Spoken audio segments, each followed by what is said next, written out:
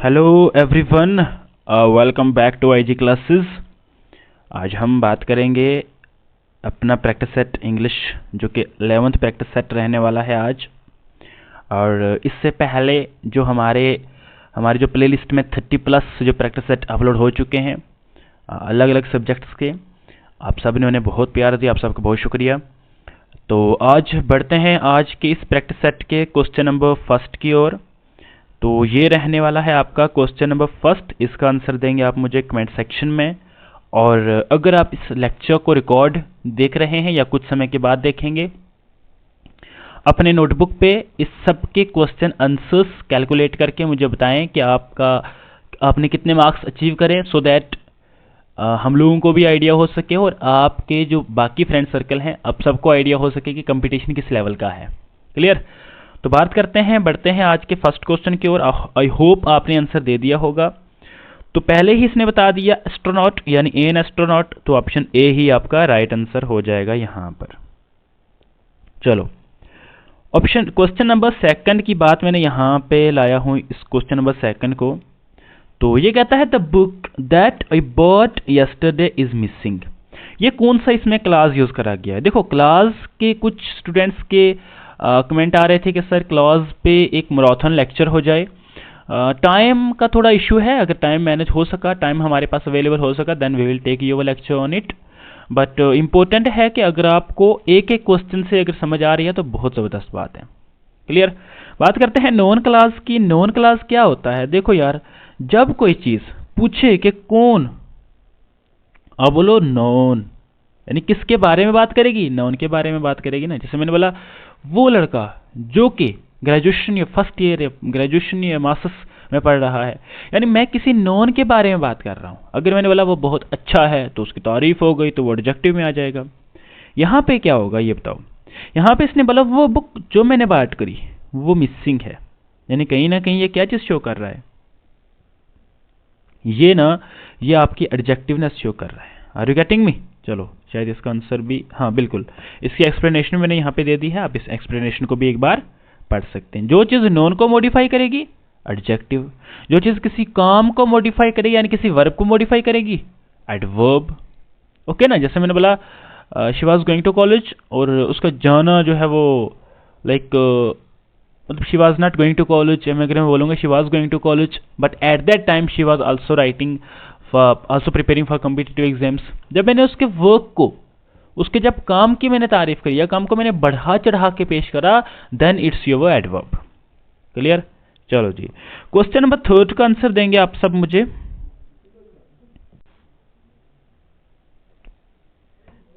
Third question है यहाँ पे वन शुड माइंड। देखो यार, अगर आपको एग्जाम के टाइम पे ये वन इसके साथ क्या लगेगा, नाइदर नार के साथ क्या लगेगा, इनमें कंफ्यूजन है। जो मैं बता रहा हूं उसी के हिसाब से जाओ। कोशिश हमारी ये रहेगी 25 तो नहीं यार, 20+ तो होने चाहिए एग्जाम में। ओके, उन स्टूडेंट्स के जो फ्रेशर हैं, जो एक्सपर्ट हैं, इतने समय से पढ़ते आ रहे हैं, they must get 25 out of 25। Clear? चलो, तो वन शुड माइंड के आगे क्या आएगा? ये इस वन शुड है तो यहां से रिलेट कर लो वंस। चलो, ये मैंने यहाँ पे इसकी एक्सप्लेनेशन भी लिख दी है। अच्छा, अब ऑप्शन है सिर्फ 2, इनमें से बताओ कौन सा ज़्यादा एक्यूरेट और लाइक अप्रोप्रिएट होगा। मैं इसको थोड़ा सा आपको समझा भी देता हूँ। देखो, ALTER का मतलब ही होता है किसी चीज़ को चेंज करना। Are you getting me? चलो, जब मैंने बोला टेलर, टेलर क्या करेगा? टेलर आपके ड्रेस को चेंज करेगा जो आपकी फिट के काबिल है, आपकी फिट के अकॉर्डिंगली उस चीज़ को चेंज करेगा। तो आंसर क्या होगा? तो आंसर होगा ALTER, अल्टर। सेकंड, ALTER का मतलब क्या होता है? 1 सेकंड। ALTER का मतलब होता है कोई सेकंड टेबल, जो यहां पे अप्रोप्रिएट बनता ही नहीं। चलो जी,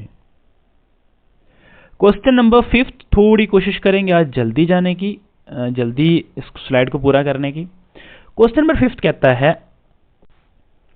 आई blank my homework before the teacher asked for it. जब टीचर ने कहा, यानी अगर मैं कहूंगा इसका आंसर बताओ, मेरे आंसर देने से पहले ही आप आंसर दे दें, आप क्या बोलेंगे? सर इसका आंसर तो मैं एग्जाम में लिख लूंगा। कैसे? बिकॉज यहां पे इसने बोला आस्क्ड। देखो यार, पूरी स्टेटमेंट में क्या कहीं पे कोई वर्ड ASKED लिखा हुआ है। यानी अगर आपने एक बार वर्ब पढ़े हैं पार्ट्स ऑफ स्पीच में, उस सीरीज में दोबारा जाएं प्लीज, उसको दोबारा वॉच करें। जो वर्ब वाली जो सीरीज है, जो स्पेशली जो वर्ब का एक ही लेक्चर है, उसको दोबारा वॉच करें, यूट्यूब पे अवेलेबल है। ओके, चलो अब IG क्लासेस के सिंपल प्लेलिस्ट में जाएंगे, वहां पे मिल जाएगा। अगर किसी वर्ब के साथ पास्ट फॉर्म है तो किसी ऑप्शन की हिम्मत नहीं होती कि वहां पे वर्ब की फर्स्ट फॉर्म लेके आ जाए, बट वर्ब की थर्ड फॉर्म रहेगी। वो यहां पे भी है, यहां पे भी है, तो ये ऑप्शन भी गलत। अब बात इसने करी कि आस्ट यानी कहीं पास्ट की बात है, तो ये नहीं बल्कि ऑप्शन नंबर बी ही यहां पे होगा। ओके, ये मैं उनके लिए कह रहा हूं जिनको टोटल फ्रेशर हैं और जिनको टोटल फ्रेश चीजें लग रही हैं। चलो तो बात करते हैं क्वेश्चन नंबर 6 की। इस स्टेटमेंट को अच्छे से पढ़ लें। इस स्टेटमेंट का ऑप्शन नहीं है। Are you getting me? इसका कोई भी ऑप्शन नहीं है, इसको आपको खुद लिखना पड़ेगा। चलो, आई होप आप लिख पा रहे होंगे। क्या करना है, मैनेजर सेड तो ठीक है, तो please submit the report by tomorrow. Manager said, आगे प्लीज का आप P कैपिटल करो और 1 सेकेंड, इसके ऊपर आप ऐसे करके 2 कॉमाज लगाओ, इन्वर्टेड कॉमा, यहाँ पे भी कॉमा लगाओ, यहाँ पे कॉमा लगाओ और यहाँ पे रिपोर्टिंग वर्ब लिखो और यहाँ पे रिपोर्टिंग स्पीच लिखो। आपका आंसर ठीक हो जाएगा। चलो, ये यहाँ पे मैंने लिख भी दिया है, आप एक बार इसे भी पढ़ सकते हैं। क्वेश्चन नंबर 7 क्या बोलता है, इसका आंसर बताओ। क्वेश्चन नंबर 7 बोलता है choose the correct option to fill the blank. Blank को फिलअप करें और करेक्ट ऑप्शन के साथ। मैंने बोला the weather is expected to AFFECT effect ओफेक्ट इफेक्ट्स। चलो इसका आंसर बताओ। चलो एक क्लू दे देता हूं मैं आपको। ओके, हिंट दे देता हूं। ऑप्शन 3 भी नहीं है और ऑप्शन 4 भी नहीं है। वाई? बिकॉज हम लोग क्या करते हैं, प्रिडिक्शन के टाइम पे वर्ब के साथ हम SEIS नहीं लगाते। ओके, और ओफेक्ट तो कोई है ही नहीं इंग्लिश का वर्ड, इसका कोई सेंस यहां पे बनेगा ही नहीं। फर्स्ट और सेकंड ऑप्शन में option number first will be the right one. Why? Because जो AFFECT एक्ट होता है, इसका मतलब होता है किसी को इन्फ्लुएंस करना। ओके, अगर कोई नतीजा निकला किसी चीज का, ओके, तो हम लोग लगाएंगे EFFECT, यानी इसका आप पे असर क्या हुआ। Are you getting me? जैसे आप बोलेंगे sir at the end of the lecture the effect is that I am getting good marks. Okay, चलिए, एंड आई होप सो ऐसा हो। क्वेश्चन नंबर 8, जिसको आप कंट्रोवर्शियल क्वेश्चन समझते हो, इसका आंसर बताओ आज। देखो, जैसे ही आपको नाइदर नॉर दिखे, इस नाइदर नॉर पे यहां फोकस नहीं करना है, इस पे आपने फोकस करना है जो इसके क्लोज में है। बॉयज, ठीक है, पहला सेंटेंस ठीक हो सकता है, लास्ट में देखेंगे, क्योंकि हमें देखो ना, मान लेते हैं यहाँ पे कोई फ्रेशर स्टूडेंट होगा तो वो यही बोलेगा कि सर मुझे इसके आंसर नहीं आते, बट मुझे इतना पता है सर प्लूरल के साथ इज नहीं लगता। सेकंड गलत। प्लूरल के साथ neither of the boy is playing football, इसका क्या होगा। चलो अब ऑप्शन बचते हैं 3rd और ऑप्शन बचते हैं 4th। Neither of the boy और प्लेइंग, ये भी गलत हो जाएगा। देखो, नाइदर ऑफ द बॉय कुछ नहीं होता। अरे गेटिंग, हम बोलेंगे neither of the boy. Okay, एक बॉय है तो सिंपल बोलेंगे ना, ही और शी, ही बोलेंगे सिंपल, सॉरी। ओके, जब हमारे पास एक ही बॉय है तो हम नाइदर नॉर क्यों लगाएंगे, ये सेंटेंस ही गलत है यहां पर। चलो, तो क्या बचा option, option number first is your right one. Clear? चलो, और this one is question number 9, इसका ऑप्शन पढ़ेंगे आप। लुसिड के सिनोनिम क्या है वो बताने हैं, और लुसिड का एंटोनिम क्या है वो बताओ आप मुझे अपने ओर से, अपनी तरफ से बताओ। तो इसका जो मीनिंग है वो होता है क्लियर। मैंने आपको रूट लर्निंग में पहले भी करवाया हुआ है, दोबारा देख लें आप। चलो, तो बढ़ते हैं आज के क्वेश्चन नंबर 10 की ओर। डोंट वरी, यहाँ पे आंसर मैंने आगे लिखा हुआ है। चलो, क्वेश्चन नंबर 10 कहता है एंटोनियम बताओ एबंडेंट का। What's the meaning of abundant actually? Abundant means जो बहुत, लाइक बहुत ज्यादा हो हमारे पास। ओके ना, ये सिनोनियम है इसका। सरप्लस भी सेम मीनिंग है, ओवरफ्लो एक्स्ट्रा मीनिंग है, तो ये तीनों तो सेम मीनिंग वाले हैं। जो डिफरेंट है वो कौन सा है? देखो, ये मैं उसके लिए कह रहा हूं जो स्टूडेंट फ्रेशर है, जो इसका ये सेंस बनेगा option number B is the right one. Why? Because यहाँ पे रेयर का मीनिंग क्या होता है, कोई चीज़ बहुत क्या हो जाना, बहुत लाइक कम मिलना। ओके ना, चलो सॉरी। क्वेश्चन नंबर 11 इसका बताओ। सब्जेक्ट वर्ब एग्रीमेंट के हिसाब से आपको बताना है कि सर कौन सा सेंटेंस एक्यूरेट है, कौन सा सेंटेंस करेक्ट है। द टीम और प्रैक्टिसिंग, नहीं, टीम के साथ तो इज लगना चाहिए, ऑप्शन 1 राइट नहीं होगा। The players is tired, no, players बहुत ज्यादा हैं, प्लेयर्स और टायर्ड होना चाहिए, प्लेयर बोलते हैं इसको। ओके चलो। The students has completed there assignment, बहुत अच्छी बात है, बट माय डियर स्टूडेंट्स यहाँ पे स्टूडेंट्स नहीं बल्कि स्टूडेंट आएगा, या तो हैज नहीं बल्कि हैव आना चाहिए, तो ये भी गलत है। अब ये क्यों गलत है, देखो यार, स्टूडेंट के साथ यानी अगर स्टूडेंट के साथ जो हैज है वो आना चाहिए, अगर स्टूडेंट्स इन्होंने लिखा स्टूडेंट्स साथ में ऐसा लगाए तो क्या आना चाहिए, हैव आना चाहिए। आई होप मैं आपको समझा पा रहा हूं यहाँ पर। क्वेश्चन नंबर 11 का पार्ट 4 क्या है, the team is practising for the match, तो यही आपका आज के स्लाइड का राइट आंसर हो सकता है। क्लियर, चलो अब इसमें मुझे बताएं ये चीज आप 1 सेकेंड। या क्वेश्चन नंबर 12 में यहाँ पे क्या होगा, by the time you arrive I blank to college, I have gone to college, I will have gone to college, I will went to college, या आई गॉन टू कॉलेज, इसका बताओ। अब बहुत लोग इसमें कंफ्यूज होने वाले हैं, बिकॉज यहाँ पे सीधे सीधे आंसर क्या लिखा गया है, यहाँ पे गो लिखा गया। आपको एग्जाम में इसी तरीके के क्वेश्चन आएंगे my dear students, mark up this point, ऐसे ही क्वेश्चन आएंगे, आपको आंसर ऐसे ही देना है। क्या देना है सर आपने आंसर, मैंने आपको शुरू में पढ़ा रहा हूं, जब भी सेंटेंस में बाय द टाइम देखिए, कंसेप्ट भी है प्लस ट्रिक्स भी हैं। बाय द टाइम देखिए, आप जाओ फ्यूचर के साथ, ये गलत, ये गलत, ठीक है। अब ये बताओ, जो फ्यूचर में, क्या फ्यूचर में वेंट लगता है, बोलेंगे सर ये तो गलत हुआ ना, वेंट तो पास्ट में लगता है ना, तो फ्यूचर में नहीं लगेगा, तो विल हैव गॉन हमारा यहाँ पे राइट आंसर हो जाएगा। क्लियर, चलो अब प्लीज एक्सप्लेनेशन भी पॉज करके पढ़ लिया करें, और प्रैक्टिस सेट के लिए जो पीडीएफ है वो भी आपको अवेलेबल हो जाएंगी। चलिए क्वेश्चन नंबर 13 क्या बोलता है, choose the correct preposition. I am looking forward, इसको आई एम भी कह सकते हो, आई एम भी कह सकते हो, आपकी अपनी प्रोनाउंसिएशन के हिसाब से है। Okay, I am looking forward, for meeting नहीं होगा, 1 सेकेंड, विद नहीं होगा, एट नहीं होगा, बल्कि इसका राइट आंसर क्या हो जाएगा, दैट इज योर 2। चलो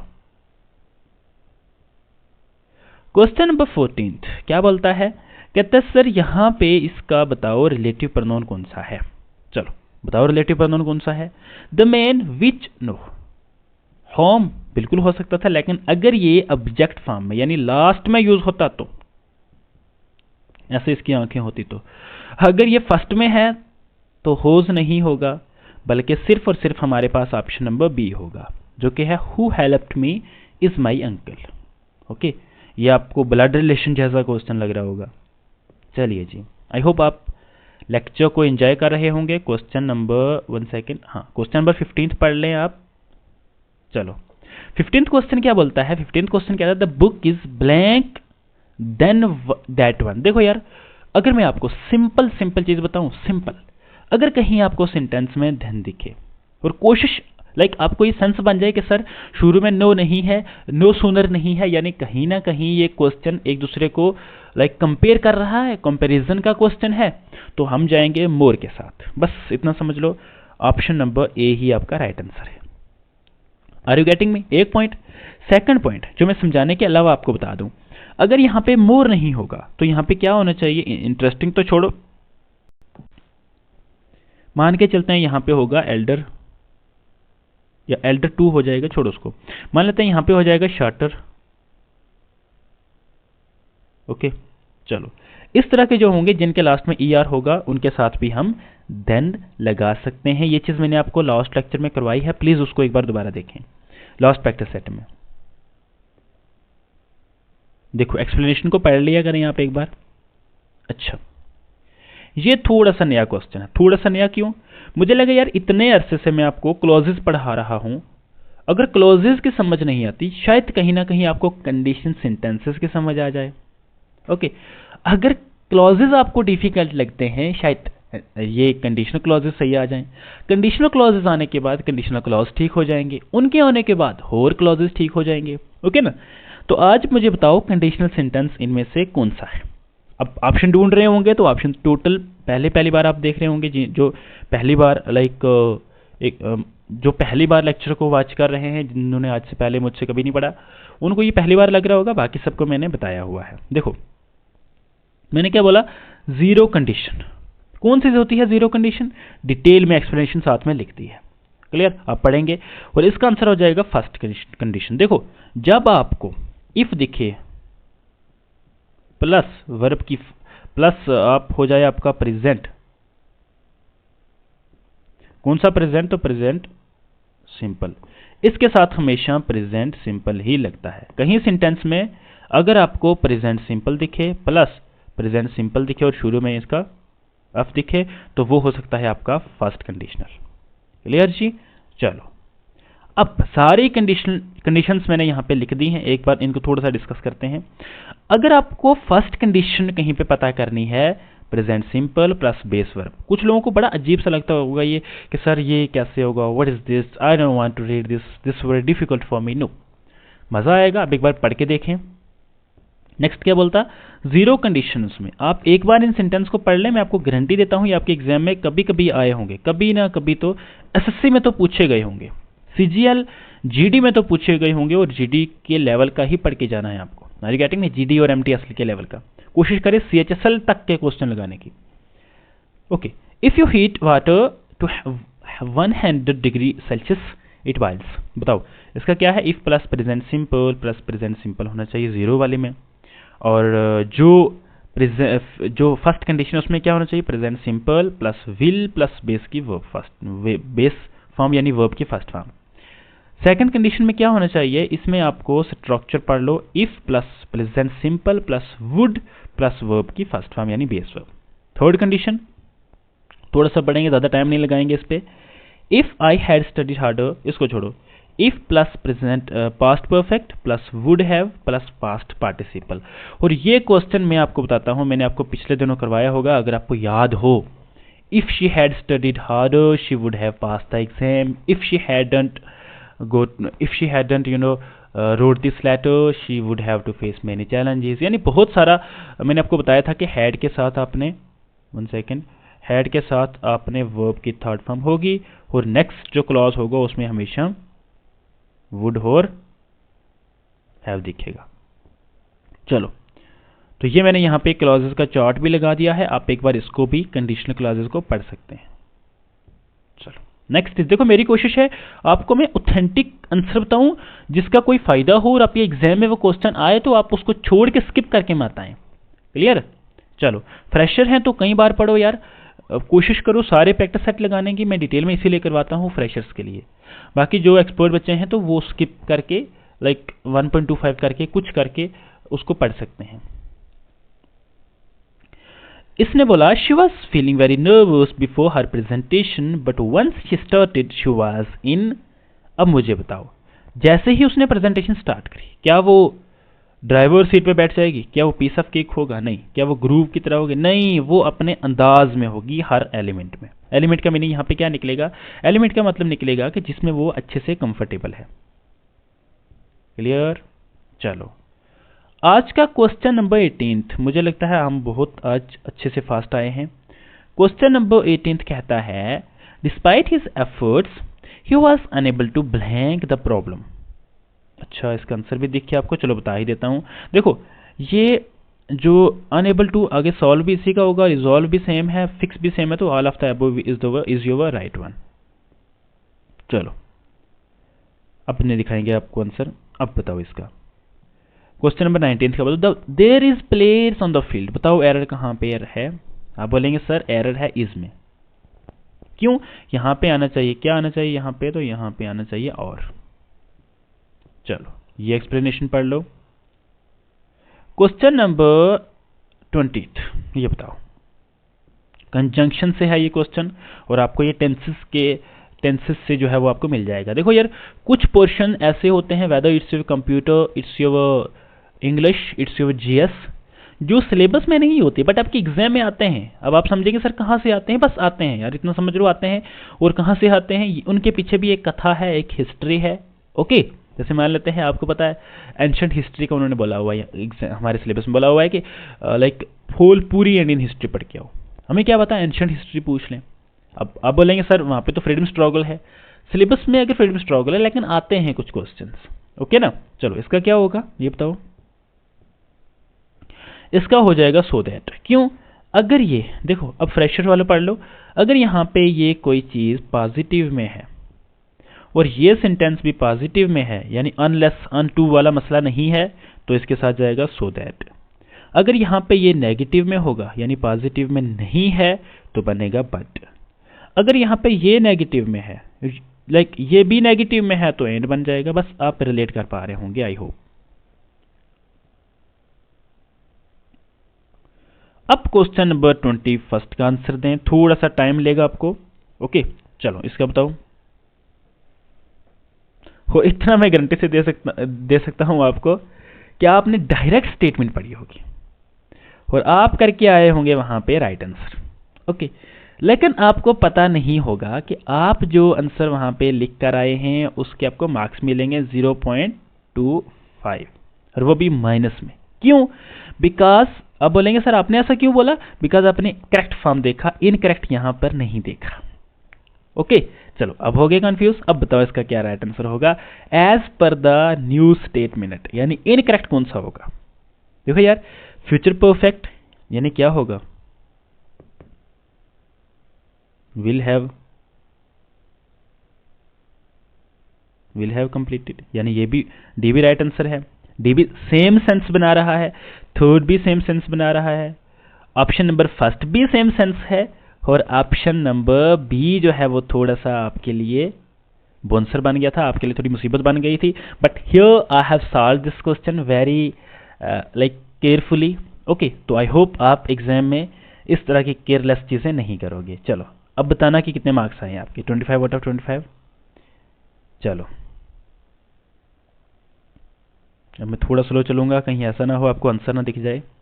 अच्छा, क्वेश्चन नंबर 21 ये क्या बोलता है, 22 ये क्या बोलता है, he plays the guitar blank than anyone in the band. Band में, बैंड क्या होता है, group of people who are singing, who are playing the guitar. Okay, इन सब में, इन सब से वो क्या करता है, तो वो देखता है इन सब से, लाइक वो ना इन सब से या तो अच्छा प्ले कर रहा होगा, बस इतना समझे, बिकॉज इन सब का सेम मीनिंग है। गुड नहीं होगा, बिकॉज गुड अपने आप में पॉजिटिव होता है। अब ये क्या होता है सर, ये होता है कि अगर आप अकेले अच्छे हो, देखो यार हमने बोला सीएम साहब एक गुड पर्सन है, सिंपल। हमने बोला पीएम साहब एक गुड पर्सन है, बिकॉज वो अकेले हैं। जब हमने बोला कंपेयर करा, हमने कहा भैया गुड पर्सन कैसे, वो तो बेटर हैं। किससे बेटर हैं, हमने बोला सर वो बेटर हैं पीएम से, या पीएम साहब बेटर हैं प्रेसिडेंट से, या प्रेसिडेंट साहिबा बेटर हैं वाइस प्रेसिडेंट से, या वाइस प्रेसिडेंट साहब बेटर हैं इन सब से। ओके, कुछ भी हो सकता है, तो हम यहाँ पे लगाएंगे बेटर, यानी किसी से कंपैरिजन के टाइम बेटर। अभी ऊपर समझा के आया हूं, बात ज़्यादा नहीं करेंगे। चलो अच्छा, कुछ स्टूडेंट कह रहे थे कि सर ज़्यादा एक्सप्लेनेशन लाइक हो जाती है, तो अगर आपकी मर्जी हो तो मैं आपको सिंपल आऊँ टिक करवा के चला जाया करूँगा। 5-6 मिनट का लेक्चर होगा, आराम से पढ़ लिया करेंगे। चलो वो भी आप बता सकते हैं मुझे कमेंट सेक्शन में, आप लिख के बता सकते हैं कि सर एक्सप्लेनेशन आगे एक रेड वो लाइक होता है नो वाला, और एक होता है इस तरीके से यस वाला, ये बताओ मुझे। चलो तो इसका क्या होगा, 23 का कौन सा प्रोनोन है ये बताओ। अब ये नहीं कहना सर प्रोनोन भी सिलेबस में नहीं है, तो जाके देख लेना। और neither of the options is correct. Okay, इसमें ये कौन सा है, neither of the options is correct, ये कौन सा जो है वो आपका, देखो यार अगर सेल्फ होता तो रिफ्लेक्सिव है, मुझे नहीं, मान लेते हैं आपको नहीं आता इसका आंसर। ओके, आपको इसका आंसर नहीं आता। डिमॉन्स्ट्रेटिव क्या होता है, मुझे बताओ डिमॉन्स्ट्रेटिव क्या होता है। मैंने बोला सर डिमॉन्स्ट्रेटिव होता है आपका क्या, जब हम किसी चीज को क्या कर रहे होते हैं, बोलेंगे सर दैट, ऐसे हमने इशारा करा किसी चीज की ओर, ओके, उसके बाद नेक्स्ट क्या हो गया, नेक्स्ट होता है सर इंडेफिनिट। इसको थोड़ा साइड रखते हैं बिकॉज ये इंडेफिनिट में क्या होता है यार, सिंपल बताओ, सब्जेक्ट होता है, वर्ब होता है, ऑब्जेक्ट होता है। ये हम एज अ टेंस पढ़ रहे हैं यहाँ पर। ओके चलो, क्या ये प्रोनाउन यहाँ पर इंडेफिनिट है, बाद में देखेंगे। रिफ्लेक्सिव क्या होता है, जहाँ पे उसके साथ हमें सेल्फ लगे। और ये यार इसको देख लेना, ये मैंने आज मुझे लगा कि ये थोड़ा इंपॉर्टेंट है और मुझे याद आ गया अभी बात करते करते आपसे। ये मैंने ऑलरेडी पढ़ा दिया हुआ है, it's available on our YouTube channel as well as on the app. Okay that's why IG classes वहाँ पे अवेलेबल है। इसके मूक भी मैंने अपलोड करे हुए हैं और जो मैंने ई बुक अपलोड करी है उसमें मैंने डिटेल में ये चीज़ें लिखी हुई हैं। ओके, पॉसेसिव प्रोनाउन क्या होगा, जहाँ पे हम कोई ओनरशिप शो करें। ऐसा कुछ नहीं है यहाँ पर, 23rd का बन जाएगा एक्सप्लेनेशन। क्यों बनेगा, बिकॉज ये इंडेफिनिट इसलिए है क्योंकि ये ना नॉन स्पेसिफिक या अनआइडेंटिफाइड की तरफ जो है वो हमें बता रही। नाइदर ऑफ द ऑप्शंस, कौन से ऑप्शंस हमें नहीं पता। चलो इसका बताओ आज के सेकंड लास्ट का, और ये थोड़ा सा, हाँ बिल्कुल इतने ही आंसर, इतने ही क्वेश्चन इसका बताओ। अच्छा देखो, इसका मैं आपको बता देता हूं, you like the new movie की तरफ आएगा डू। क्यों आएगा सर, बिकॉज यहां पे अगर हमारे पास होता वुड तो हम उसके साथ जाते, वो अप्रोप्रिएट होता। Would you like to take coffee, would you like to have tea, would you like to take water, कुछ भी हम कह सकते हैं। लेकिन यहाँ पे डू है तो डू के अलावा कोई अप्रोप्रिएट नहीं है, विल तो बात ही कोई नहीं है, आर नहीं होगा। क्लियर, चलो option number A is your right one. Question number 25, 1 second, या इसको बताओ आप मुझे। देखो इसको बताने से पहले स्ट्रक्चर बता देता हूं, फिर उस हिसाब से आंसर बताओ। 1 सेकेंड रुक जाओ। देखो जब भी आपको कहीं ऑप्शन में शी डिडंट दिखे, यानी शी के साथ अगर आपको वर्ब की सेकंड फॉर्म प्लस नॉट दिखे, कोशिश करें उसके साथ वर्ब की फर्स्ट फॉर्म लगाने की। ओके, तो अब बताओ मुझे क्या ठीक होगा, और कौन सी वर्ब की फर्स्ट फॉर्म जिसके साथ SEIS ना हो। चलो अब बताओ। आई होप आप बता रहे होंगे कि सर इसके साथ डज नहीं, 1 सेकेंड, डज नहीं होगा, डन भी नहीं होगा और डिड भी नहीं, बल्कि do is an appropriate here. Okay, अब इस पे कोई बच्चे अगर आपको कोई डाउट है तो आप सिंपल क्या करेंगे मुझे बता देना इंस्टाग्राम पे, मैं आपके डाउट क्लियर कर दूंगा। But I don't think so इसमें कोई टिप्पणी करने की जरूरत है यहाँ पर अप्रोप्रिएटली। क्लियर, चलो तो यही थे आज के क्वेश्चंस। आई होप बहुत मज़ा आया होगा लेक्चर में। लेक्चर कैसा लगा कमेंट्स करके बताएं मुझे। अच्छा लगा तो बताएं सर अच्छा लगा है, डाउट है तो बिल्कुल पूछें। क्लियर, टाइमली मेरी कोशिश रहती है, मैं जब भी फ्री होता हूँ मेरी कोशिश रहती है आपके आंसर कमेंट सेक्शन में जो रिप्लाई करते हैं स्टूडेंट्स उनका आंसर देने की। बाकी यार आप सबका बहुत प्यार मिल रहा है, thank you so much for watching the lecture.